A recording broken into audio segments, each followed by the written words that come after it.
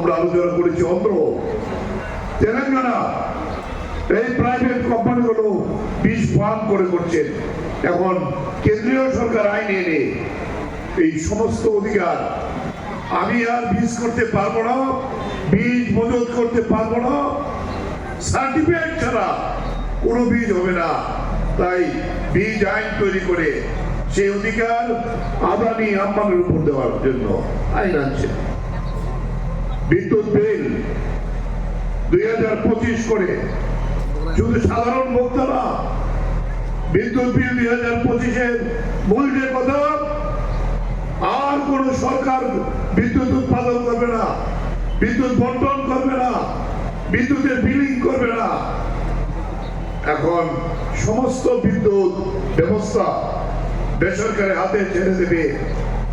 সমস্ত বিদ্যুৎ দেখা গেছে সার্ভেতে শিল্পের পরেই সবচেয়ে বেশি বিদ্যুৎ বৃদ্ধি হয় কৃষিতে, জলসেচের জন্য।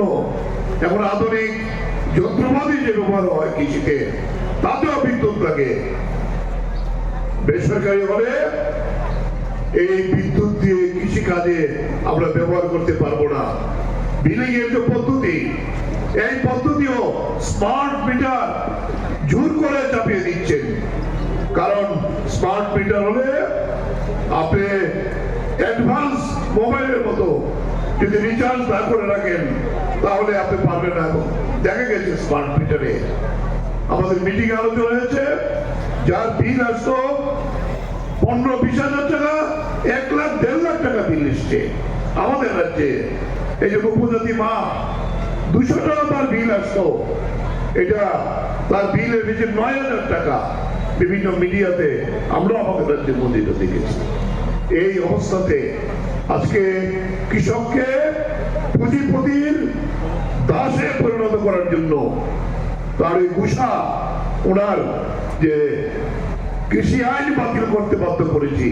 এখন কৃষককে কিভাবে গ্রাস করবে তার জন্য নতুন নতুন আইন আনছে আমাদের রাজ্যে। কি কৃষকের আইন দ্বিগুণা করবে, ফসল বীমা যোজনা, ধান কিনবে, আর কোন কৃষক অভাব থাকবে না। আমরা দেখলাম আমাদের রাজ্যে এই যে 8 বছর প্রায় হতে চলল,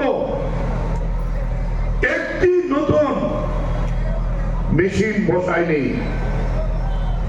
সেখানে আমাদের সমস্ত জলসেচ ব্যবস্থা ছিল, বামপন্থী সরকার যা করেছিল, আমাদের জমির প্রায় 80% সেচের ব্যবস্থা ছিল, যেখানে জল আছে। মেশিন খারাপ হয়ে আছে, এই মেশিন আর ঠিক হয় না। বন্যার পরে আরো ক্ষতিগ্রস্ত হয়েছে, অপারেটর নেই, তাহলে কৃষি কি করে হবে? আপনি রাজ্যের যে কোনো একটা বিএলডব্লিউ সেন্টারে যান, আপনাকে পরীক্ষা করেন। আমি সাংবাদিক